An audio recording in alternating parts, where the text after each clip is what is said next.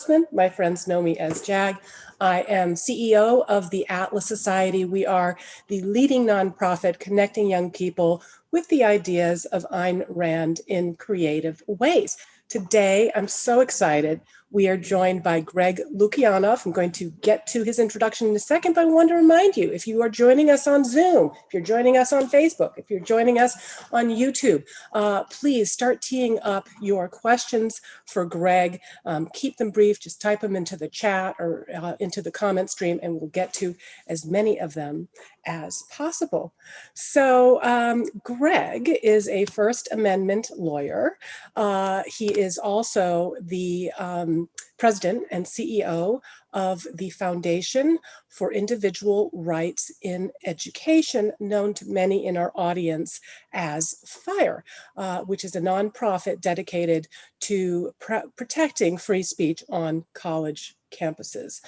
He is also the co-author of The Coddling of the American Mind, as well as Unlearning Liberty, Campus Censorship, and the End of the American Debate. He is also the author of Freedom from Speech. Greg is also an executive producer of Can We Take a Joke, a feature-length documentary that explores the collision between comedy, censorship, and outrage culture on both the left and the right. Greg, welcome. Thanks again for joining us. Thanks for having me. So your organization, Greg, FIRE, protects free speech on college campuses and fights speech codes, but you fight for violations on both the left and the right. You say that there is pressure coming from both sides of the political spectrum. It may just be bias on my side, but it seems to me like most of those attempts to pen up free speech is coming from the left. But elaborate, enlighten me. Sure. We FIRE, we're nonpartisan and we defend free speech from all comers. And definitely because of the culture war, the question always that seems most on people's mind is it more the right or the left? And when it comes to campuses, to the extent to which anything happens on campus, the campuses are overwhelmingly, outside of religious colleges, overwhelmingly left-leaning, and that's administrators and professors, the whole thing. So a lot of times it's a pretty reasonable assumption when one side of the spectrum is in charge. If you're going to get in trouble on campus, then that's the political leaning. Generally, when people get in trouble for things that offend the right, it comes from off campus. It comes from politicians. It comes from legislatures, that kind of stuff. And we defend students and professors in those cases as well. But what does frustrate me from the culture war lens is that we have an awful lot of cases that aren't all that political. They're just like a story as old as time. When people have power, they tend to see people who dissent from them as being threats, and they have this pesky thing called free speech that interferes with their ability to punish these people. But nobody's looking, so let's get them. And we see an awful lot of cases that aren't all that political. During COVID, we've seen an awful lot of cases that they're not really political. They're about public relations. There was a case at NYU that got it onto. Oh, and by the way, you caught us on a good day because today we came out with our 10 worst schools for free speech list. And if you look at it, it's all over the political map. But a lot of them are universities acting, as selfish protectors of PR. And one of the ones that really backfired was New York University, right at the beginning of COVID, decided to tell its doctors that they weren't allowed to talk to the press unless they ran it by the media department. And it's like, so a media flack is going to tell a doctor who also teaches what he or she can't say, to the media. So we do see a lot of cases like that. Now, of course, the political correctness run amok cases, those absolutely happen. I can talk about some examples of those. But free speech it has to be for everyone or it's for no one. Well said. So one of the things that I really liked about reading your book and listening to it on Audible, which was an excellent recording, is you talk about some of these larger cultural forces that are at play And you start off the book in kind of a humorous way of saying that you and Jonathan went to seek out a guru, and he told you guys these great untruths. So tell us a little bit about the three great untruths that students are being taught, and what are the consequences of encouraging people to think in that manner. So the idea is that it's as if we're giving a generation of citizens, of students, the worst possible advice. And so in this kind of scenario that we open up with, the supposed guru tells us three things. One, what doesn't kill you makes you weaker. Always trust your feelings. And life is a battle between good people and evil people. And we're both like, this is the worst advice we've ever heard. This doesn't make sense in terms of pragmatics. This doesn't make sense in terms of moral philosophy. And then we just turn around to the audience and say, then why are we teaching our children all of these lessons? If you think about it. And so the book is more or less trying to figure out what was so different about students who were hitting colleges around 2013, 2014. They were less tolerant of speech. They were more likely to demand new speech codes, to demand people get disinvited from campus, but they're also more likely to justify those attempts in sort of quasi-medicalized language, saying that not that it would just be the case that this person's coming to campus and I despise this person and I think I hate their political views, which also as old as time. It was, this person can't come to campus because it will be medically harmful in a psychological way to usually not the person making the argument, but some other person over there. And this hit campuses like a lightning bolt. Like in 2013, 2014, prior to that, students had actually been our best constituency for free speech. And then suddenly, like, someone turned a switch. And so the whole book is trying to figure out where this was coming from. And we highlight all the different ways in which we're conveying these messages to young people that are dysfunctional, that are the great untruths, that essentially words can hurt you forever and are likely to hurt you forever. Not true. That you should always trust your feelings, that if you feel something has to be done. That's a cognitive distortion. That's something that if you decide that every impulse has to be met with some kind of either action on your part, or even worse, action on someone else's part, that's not functional. And then of course the very sort of classic idea of life is a battle of good people versus evil people.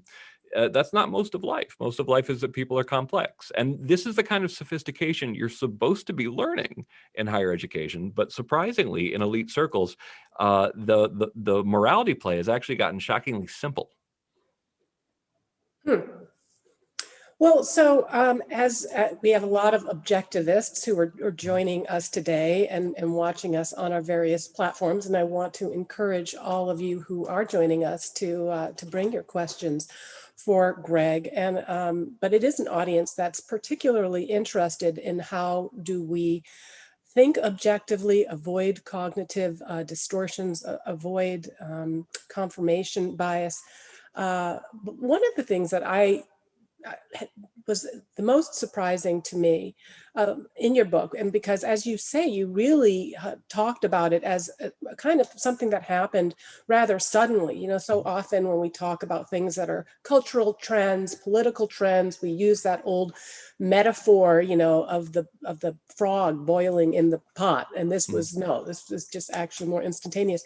And one of the things that you cited was that, well, it's not so much, or it is maybe partially, that it's politically biased administrators or politically biased professors.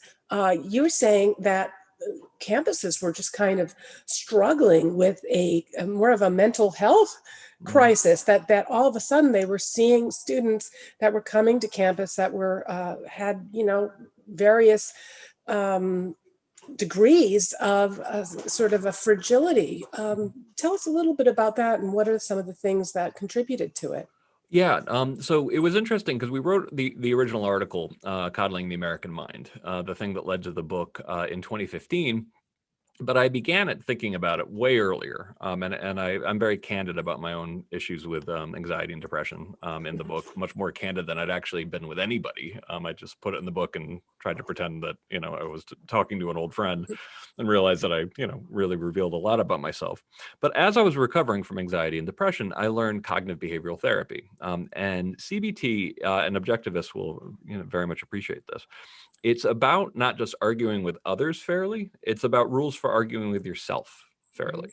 And one of the things that I think is underappreciated for all of the moral philosophy about how rationality can make you not just wiser but also happier. There aren't always the best examples of that. I mean, I'm a big fan of a lot of Stoic thought, for example. But I do think it's really quite profound that the most successful intervention for anxiety and depression of the last 75 years has been a kind of internalized talk therapy where you investigate your own thoughts and you don't ask yourself, am I seeing the sunny side of the street? You're not saying, it's not power of positive thinking. You just ask yourself, is this rational? And and the thing is, you can know all this stuff intellectually. So, like, if students if people are listening and they're going to themselves, well, I know this intellectually, that's not good enough. You have to actually turn it into a habit, and the way you do that is by writing down. When you have a thought, like, I always give the example of, you go on a bad date, you get back and you say in a pit of despair, I'm going to die alone. These are the kind of things that people think. They think these exaggerated, catastrophizing thoughts. But what you do in CBT is you write down the thought and you very methodically evaluate it and ask, is it a distortion? And something like that, that's catastrophizing is one distortion. That's mind reading. You don't actually know if the date went poorly. That's fortune telling. That's looking into the future. That's binary thinking, essentially, that either something has to be great or something has to be terrible.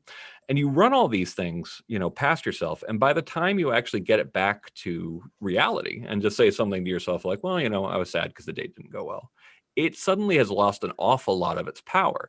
And profoundly, this is one of the great interventions for anxiety and depression. So where am I going with this?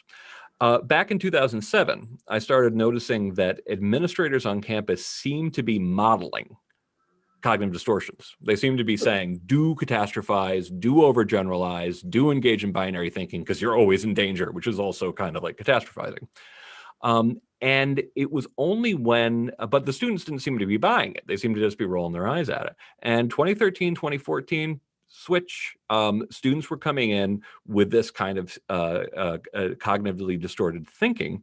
And it manifested in hostility to speech, the idea of obsession with safety, that essentially because they viewed not just themselves, but other people as extremely fragile. That's where you first started hearing language about safe spaces. And we predicted in 2015 that if this is the way these students coming in are thinking, this is going to result in some, and I'm a lawyer, but I dabble in a lot of social science. We're expecting, maybe a little tiny curve up on anxiety and depression, but due to these new trends. And it was like the anxiety, depression, the manifestations, unfortunately, in suicide. The suicide rate doubled for young women between 2007 and 2019. They also continue to go up for men. It was much, much worse than we thought. And it was really experienced as a crisis on campus. I think that campuses are doing things that are making it worse. So we recently had Lenore Skenazy, who you quote. Love Lenore. She was spectacular. And she identified some ways in which media-inspired fear was leading parents to overprotect their children, and then the process kind of limit kids' opportunities to develop more resilience and coping skills. What advice do you have for parents and teachers to raise stronger, more independent adults rather than, weak, anxious, forever children? Well, I say this as a parent of a 3 and a 5-year-old boy, Benjamin and Maxwell, and I even do this series called Catching Up with Coddling on my blog, The Eternally Radical Idea, where I do these things called coddling caveats, because I felt like we were told by our editor and some other people, not to admit that you're an anxious parent yourself, and I'm like, people desperately need to know this. Like, I'm not recommending anything here that I find easy myself. And my wife sometimes has to remind me of my own values on this stuff. But you have to you have to encourage them to face their fears. Like that, essentially, like when something scary comes on TV, particularly if it's not genuinely kind of like, oh God, if it's just something that my son is saying, he's spooked about it for some reason. I'm like, watch it to the end. Watch the whole thing, and you'll see where it ends, and you'll get through it, and you'll feel good about getting through it. And so basically making sure that you're challenging them. The research, by the way, as I went deeper into after the book, the research on not dealing with phobias early, well, it's actually, they're not even necessarily phobias. They're just aversions at first. So not dealing with like an aversion to dogs or pets. The research is horrifying on how not addressing that can lead to someone who has all sorts of avoidance issues and eventually develops many phobias. That's what they grow into. So you have to help your kids face their fears. You have to give them some responsibility. You have to give them some independence, and you have to give them some time on their own to play on their own. And this is something that when we were coming into the book, we were not expecting to pretty much universally hear from a development psychologist that, no, they need free time. They need free time on their own, child-directed play, outdoors is better. So giving your kids a certain amount of freedom, do not schedule them from 6 a.m. to midnight is really crucial. And it was funny writing this because I live on, I live on Capitol Hill in DC, and these parents, like they're the kind of people who want to send their kids to the fancy, schools. And I'm like, wow, they're doing the exact opposite. And that's exactly what we noted in the book, that essentially, and to be clear, like I'm the first generation American. When I was a kid, we were like bottom quartile. And we were very clear in the book that a lot of the issues we're talking about are not issues faced by people in the bottom half of the socioeconomic status. The issues there are very profound and very different. Since we were mostly interested in what happened largely on elite colleges, we were talking more about issues that hit sort of the upper quartile. In some cases, frankly, in the upper 5 or 1% for the kind of people who go to some of these fancier schools. And to some degree, the overparenting to try to make sure that someone can get into a Princeton or a Stanford or a Harvard, it's rational, because if you're concerned about your kid's future, sending them to a fancy school, unfortunately, in my opinion, we wildly over reward that at the moment. So there is some rationality to the paranoid parenting part, but the obsession with safety is a little bit odd for this reason. All of us above, pretty much all of us, above a certain age, grew up in more dangerous times where we were we're greater danger of being, killed in a homicide, killed in an accident, killed in any variety of ways. By every measure, it's safer, now than it was when the rest of us were growing up. So the idea that you have especially safety obsessed parents, coming out of the late 90s was a little bit ironic because it was possibly the safest time in human history to be a kid, literally. So being sure you give kids independence, and also, not to play too much on this into the hands of the safetiest, but a smart, independent kid who's used to actually figuring out things on his own is ultimately going to be safer in all sorts of circumstances because they know what to do rather than panic or hide.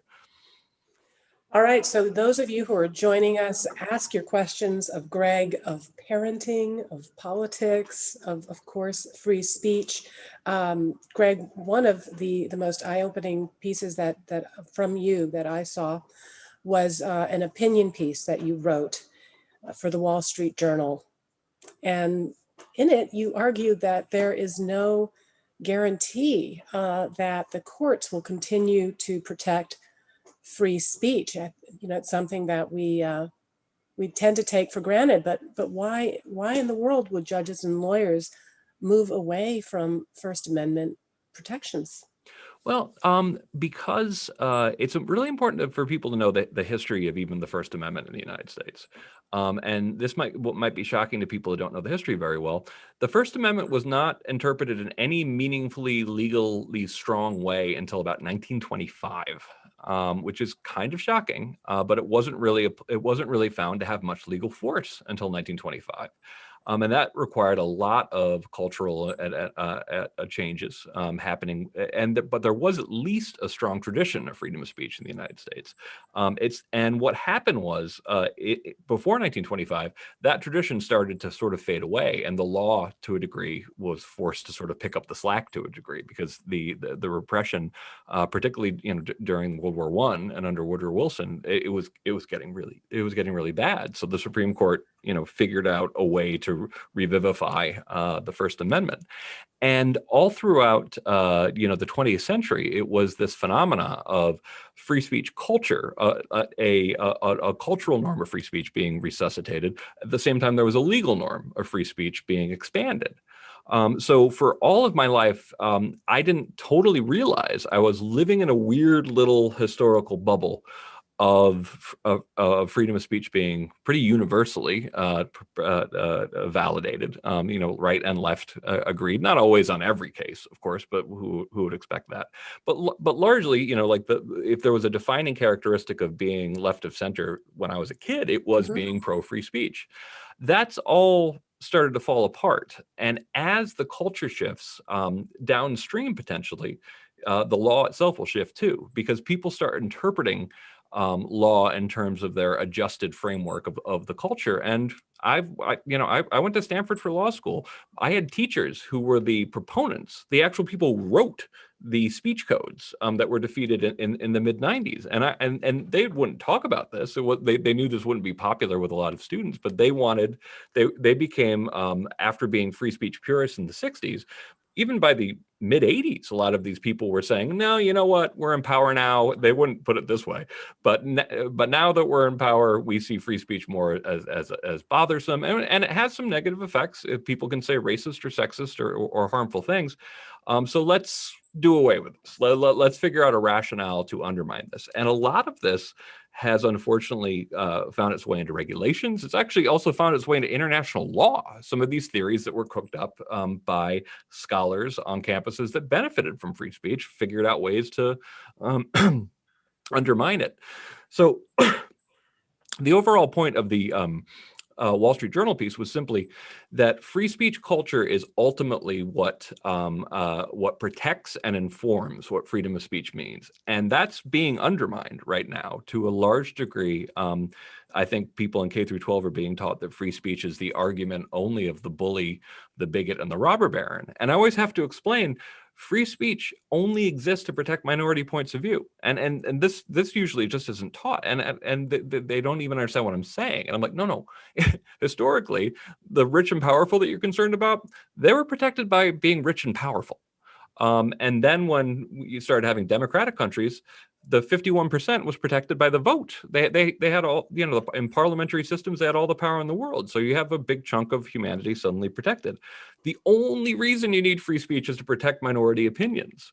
And this was something that it's the reason why the gay rights movement, the women's rights movement, the civil rights movement, they all sung the praises of free speech, because it's what made those movements possible. But the reason why everything's been turned on its head is that academia, one of the richest, most powerful, most influential institutions in the world, pretends it's not really all that powerful. Like it's a nice little sort of like, oh, we're just trying to make the world better, without owning its own power. So therefore, it's not willing to say, it's like, oh, actually, we're power and we don't really like free speech anymore. So we're going to teach you, ways to undermine it. They don't explain that to their own students. We end up having to explain that to a degree, and it's led to this ridiculous kind of idea that free speech is actually the argument of power, when it's completely the opposite.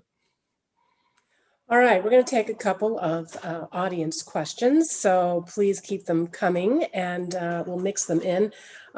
We have a question from Aaron Tao. It's actually a student and one of our Atlas advocates. He asks, as of the moment, there's no hate speech exception Mhm. to the First Amendment. Do you see any upcoming cases before the Supreme Court that could potentially change that? This is true, and it's a common misconception that hate speech is not protected in the United States. And it's common because that's the way it's taught.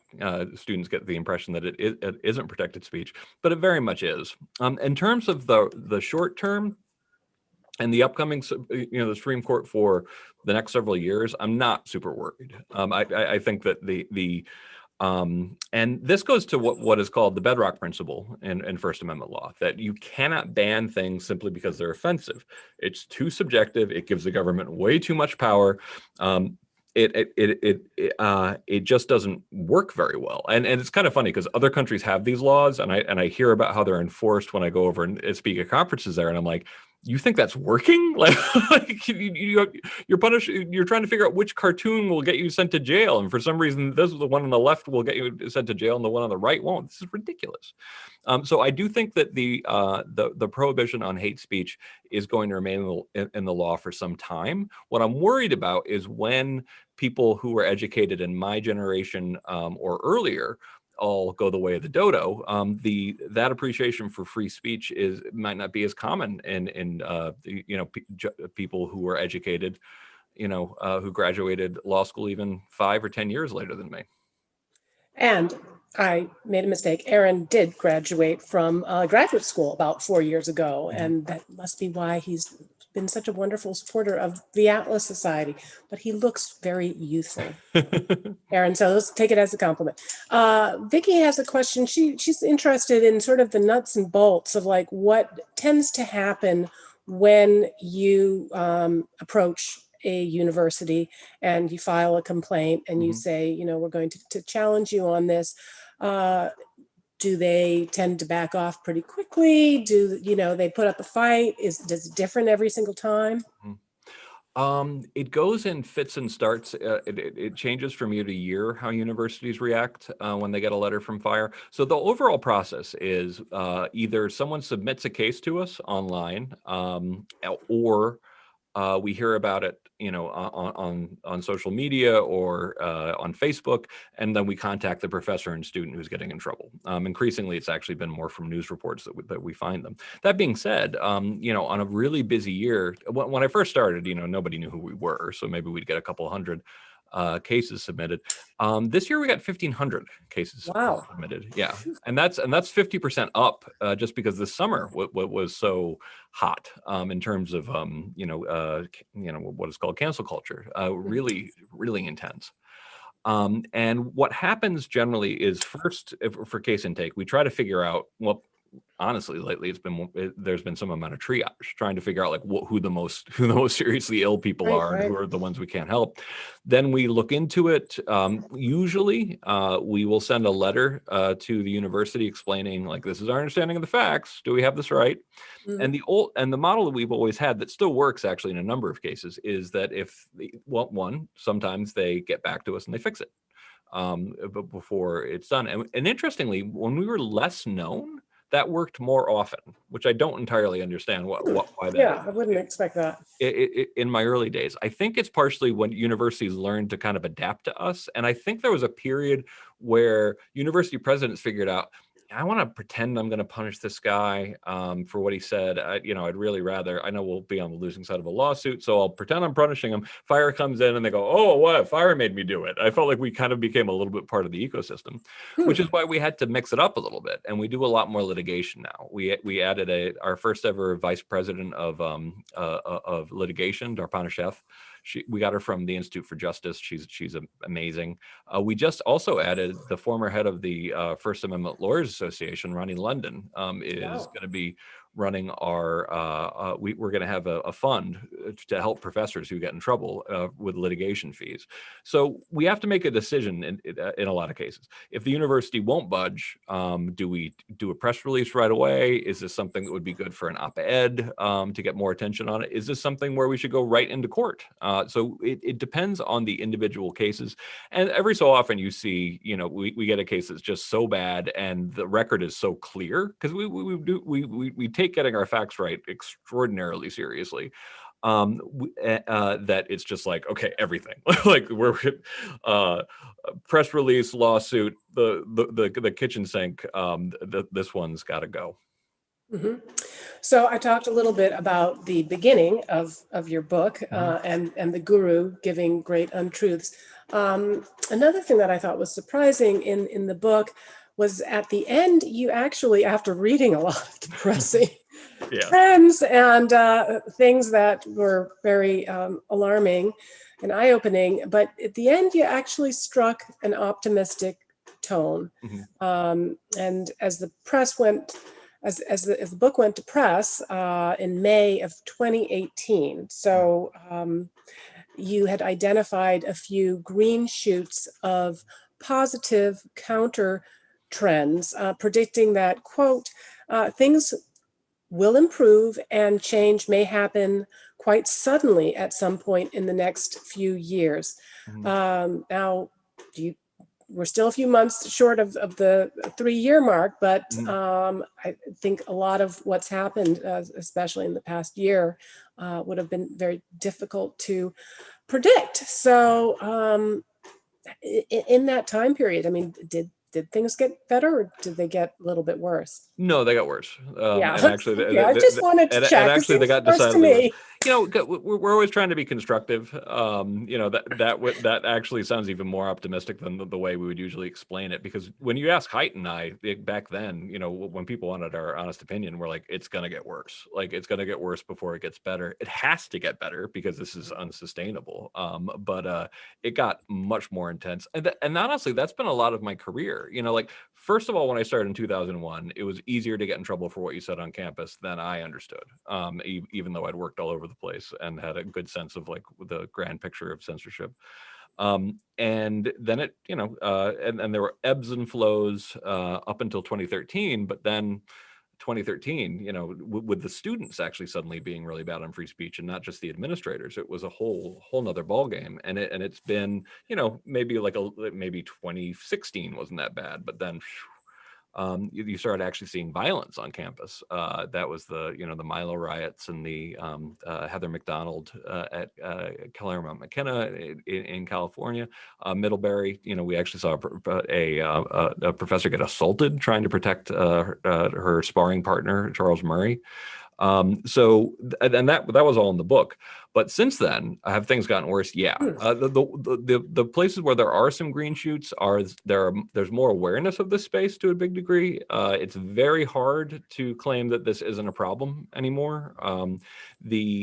As far as catching up with coddling, the series we're doing, updating our findings in that, the clearest green shoot is actually Lenore, is the work that Let Grow is doing. The idea that kids need more freedom is something that we're making real headway with. Heterodox Academy being set up is really important, a scholarly sort of counterbalance to universities. But yeah, I still think it's going to probably get worse before it gets better. Do you anticipate changes with the change of administration? Do you think that's going to have an effect, or are these things happening outside of the political realm? Now, I will give Obama credit that when it came to free speech, he actually, when it publicly asked about this stuff, he was actually really good. Like, he'd talk about talking across lines of difference. He even mentioned, like, we don't want people being coddled, you know, after the article came out. We're like, all right, okay. But as Department of Education, we fought with tooth and nail, because here's something that I feel like sometimes people have just been tricked into believing.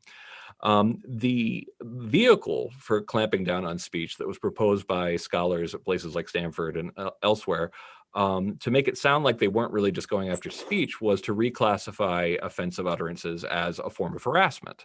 Now, harassment is unprotected speech if it's defined as actual harassment, which is a pattern of discriminatory behavior directed at an individual that's serious, severe, pervasive, all these kind of things, not just having an opinion. But they were trying to move the ball on that so that harassment then became, you could use that essentially, because I remember being in law school and I wasn't going to look at the new harassment policy. It's like, I don't want people to be harassed. But when you look at the history of the litigation, you know, in dozens and dozens of cases, that's the way they tried to get away with it. They tried to claim, oh, well, that opinion was harassing. It's like, actually, opinions are not supposed to be harassing. Opinion pieces are not supposed to be harassing. And unfortunately, that started to get baked into the law in the Department of Education because there's this weird interrelationship between what comes out of higher education and what ends up in the law. And by 2011, when I felt like a lot of other things were getting better, the Department of Education got much, much worse. And they issued letters that decreased people's due process, for one, but then they redefined harassment as any unwelcome speech. And they tried to cabin it with just of a sexual nature, but in most jurisdictions, it became 14 different additional categories, including any unwelcome speech of a political nature in one jurisdiction, which is ridiculous. It's kind of like unwelcome political speech is now unprotected, laughably unconstitutional. So we had to fight that and fight that. And during the Trump administration, to his credit, and really Betsy DeVos, who gets a lot of, gets maligned a lot, they fixed a lot of that stuff. They gave due process back to the accused. They limited the definition of harassment to actual harassment. Now, we think the Biden administration will probably try to put some of that back. We're pretty confident he won't put all of that back, not necessarily out of the kindness of his heart, but because there have now been like 160 lawsuits that the universities have lost that have cost them a ton of money, both on the due process ground and on the free speech ground. So we think that and also, frankly, partially to do with Fire's work and working with journalists, now people have hundreds of stories of how this goes wrong, rather than in 2011 when these issues were much more obscure. People can go like, yeah, remember how much of a disaster those policies were, is now an argument you can make. Speaking of your work, you mentioned that you just today came out with the list of some of the most egregious campuses. Who are some of the worst offenders? And oh what my can we goodness! do? Well, we do a 10 worst list every year, and every year it's just such an interesting sort of grab bag of cases. In terms of cases that I think have the most have the most sort of concerning impact on academic freedom that I've seen among them is a case at St. John's College, where a professor of history was trying to talk about the Columbian Exchange, about the when Europe discovered the New World. They found potatoes, they found new animals, there was trade, and it transformed the world. And the question for the historian, it was all of the all of the pain and all the difficulty caused by that. Was it in the end good for human progress? And apparently this got construed as him saying, and this is completely unfair, that quote unquote slavery was worth it. And like, that is not an argument this guy made at all. He's actually doing something that you have to do in a serious study of history, is talk about pluses and minuses of different, oftentimes pretty morally terrible events. That's what serious people do. And he was suspended for that. He was suspended. He's not allowed on campus at this point. And it's like, no, this will not work. Higher education cannot work if you can't ask serious questions and answer them in a sober way, because someone can come up with an explanation of how it's offensive. Vicky has another question. She says, you said free speech violations come from both the left and the right. In your time with Fire, have you seen a recent increase in violations that correspond with what you discussed about coddling of students? Have I seen more based in sort of like the safetyism concerns?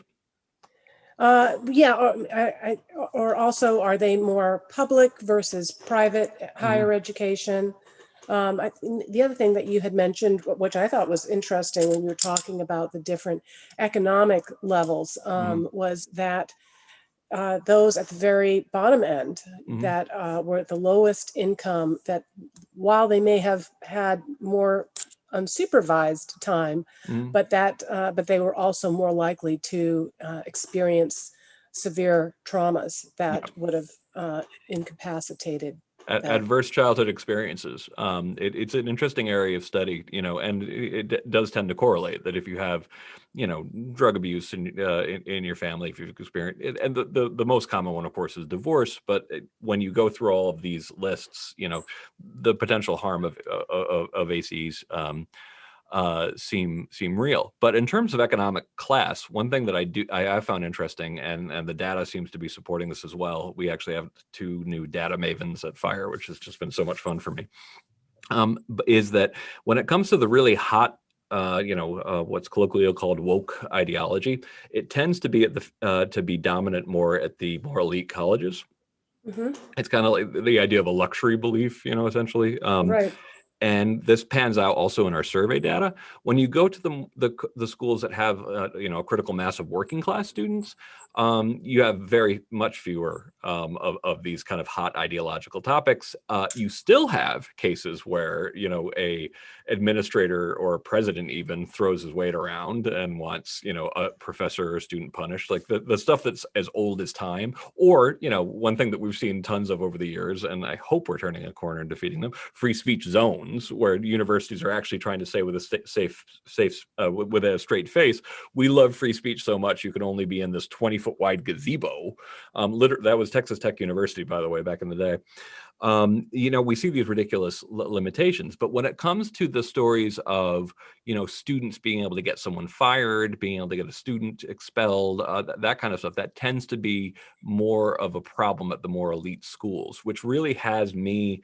We're working on a preface for the 2nd edition of Coddling the American Mind. And the thing that I thought was influential was increased indoctrination in K through 12.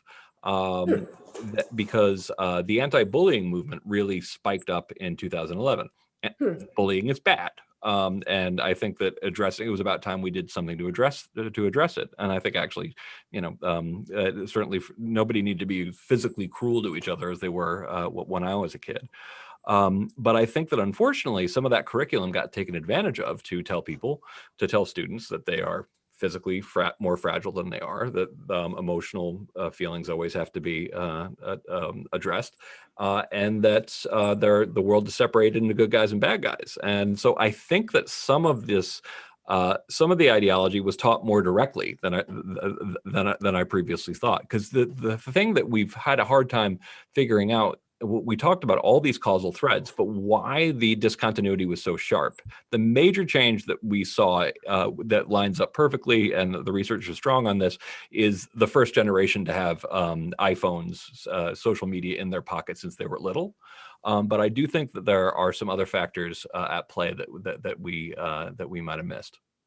So speaking of social media and iPhones in your pocket, a lot of times when social media companies deplatform people or don't allow people on their platform, we're certainly seeing a huge, well, I mean, it's a little bit relative, but we have seen significant numbers of people that were following us and liking our content. They've either just been deplatformed or they're just leaving because they are not happy with those platforms. But the argument from libertarians that gets repeated is, well, they're private companies, and there's no First Amendment issue here, nothing to see, move along.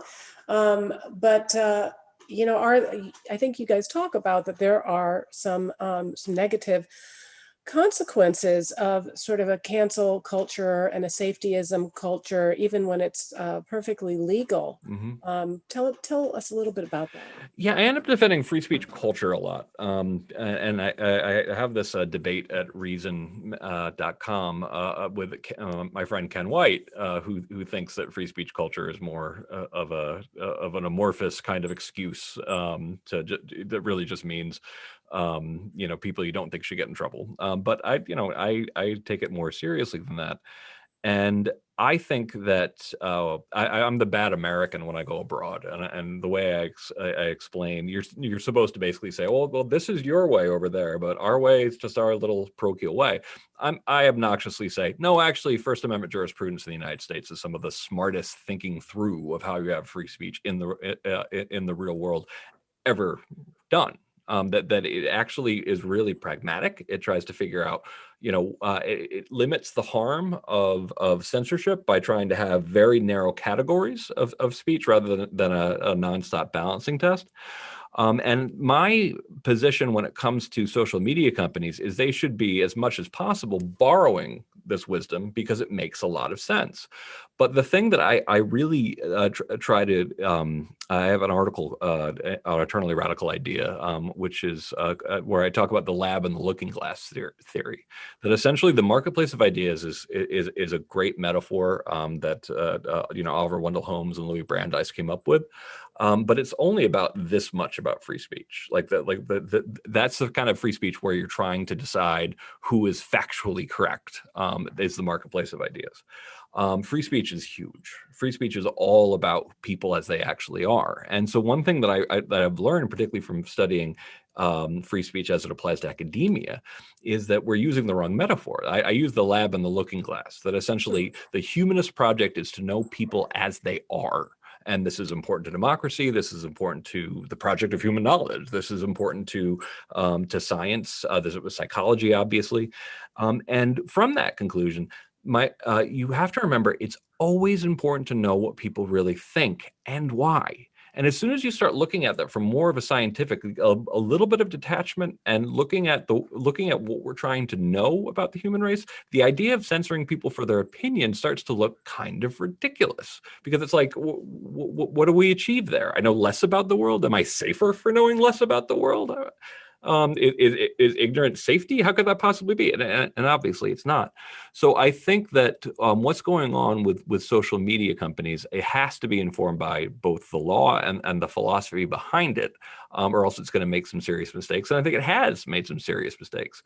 I do think that there has been some of the things that social media gets bashed for have actually been not as bad as people have claimed, including, Mark Zuckerberg took a lot of abuse for saying we don't want to be the arbiters of truth.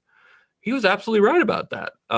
Truth exists, but knowing it is not easy, and you need to test it. You need different opinions. You need experimentation, all this kind of stuff. So the idea that Zuckerberg, is like, oh well, this is surely true, should be policing that does put them in a very difficult situation.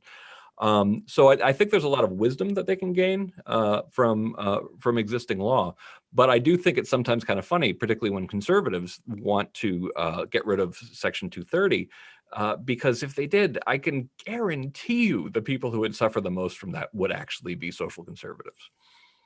Very interesting. All right. And there probably are a couple that are watching us right now. And so we might have time for one more question. So please type them into the comment stream. Greg, you were talking about defending the American jurisprudence of free speech abroad. Yeah. Recently, France's education minister under Macron expressed concern about American ideas on race, gender, post-colonialism as undermining French society and interpreting them as an attack on French heritage. Do we have similar leadership in this country to make a statement, or who are you seeing in the political sphere that that are doing a good job in terms of free speech? In the political sphere, some of the people who have been, best on it, Ben Sass, talks about this as a real problem. David French, of course, former good friend and former president of FIRE, is very good on free speech. Amash, has been. When it comes to people more on the left, it's difficult because it's so easy to get a pile on, from your own side. If you say, actually, I think wokeism is dysfunctional, for example. But I think it doesn't mean they don't know that. I mean, it's funny watching people sort of on the left bash Obama, and the thing that was hard for my conservative friends to understand was that I lived in San Francisco. I worked for the ACLU in San Francisco. And when I would go there, I'm like, no, what you're missing is they genuinely think he's a neocon. If it gives you any idea of like how far out, the spectrum actually goes. But I think that people are seeing how dysfunctional this is. I think what's going on at the New York Times, for example, with people getting, fired for allegedly hurting people's feelings. But there's just so many different cases, like at the Times, that at least it's in public view. And I'm hopeful that something that can't be sustained won't be without a major disaster. But we'll see. One prediction that Haidt and I have made a lot, though, is that the current crop of students coming out of elite higher education are going to bring down some companies, because if you think everything in your company is actually about internal conflicts among the individual students, how do you provide a product? And I've heard this from business leaders that it has been dysfunctional, and I think Yes. we're gonna learn a lot more about how it doesn't work. All right, Rad Wizard is asking, what is the name of your book? Rad, it is The Coddling of the American Mind. I'm going to ask the Atlas Society folks to throw in a link in the comment section so people can order it. Also, we're going to throw in a link to the FIRE website. Dana Erickson asks help. She says, I have a 14-year-old that we're trying to get out of public school and asking for books. Well, Dana, we will be happy to provide you with copies of our graphic novels, and would encourage you to have your daughter, I'm going to assume that it's a daughter, think about joining our book club that we have at the Atlas Society. So Greg, as we're wrapping it up, if you could run through again where we can follow your work, and tell us also a little bit about, without revealing anything before your deal is signed, what are some of the issues that you're looking at going forward? Oh boy. Well, you can find me at thefire.org or at theeternallyradicalidea.com. They both go to the Fire website, but we have the URL. The Eternally Radical Idea is where I write my own thoughts on free speech and recommend books and have some fun to recommend things for nerds and albums every month. But I try to have a little bit of fun there. But in terms of the next big thing, well, after the preface and after I'm working on a legal textbook on First Amendment, which I really shouldn't have agreed to do. But after that, the next book that I'm considering at the moment is one that's about the shift in who defends free speech. I jokingly refer to myself as the last of the old ACLU, the youngest member of the old ACLU. And I think that we all saw this coming in the 90s, that essentially the defenders was going to switch, and that we were going to end up, that free speech once again was going to have to be fighting for its lives. And there's a relatively small group of us, but we think the world needs to know that shift has happened, and that they can still count on us to defend their speech. Well, Aaron Tao calls you the last Jedi, so we're really thrilled about the work that you're doing. Those of you who are watching us who care about free speech, definitely make sure that you get his book, but consider supporting FIRE with a tax-deductible donation. Of course, the Atlas Society also just came out with our latest Draw My Life, My Name is Free Speech, and we've been having a steady stream of free speech advocates on our webinar. So if you like our work, if you're enjoying our webinars, we'd also love it if you would support us. So Greg, it's wonderful to see you. I really, given now, especially that you've just told me all of the projects that you're working on, the deadlines that you're under, I'm all the more grateful for your taking the time to come on and join us today. Absolutely. Real pleasure. Stay in touch. All right. Thanks, everyone. See you next week. Bye.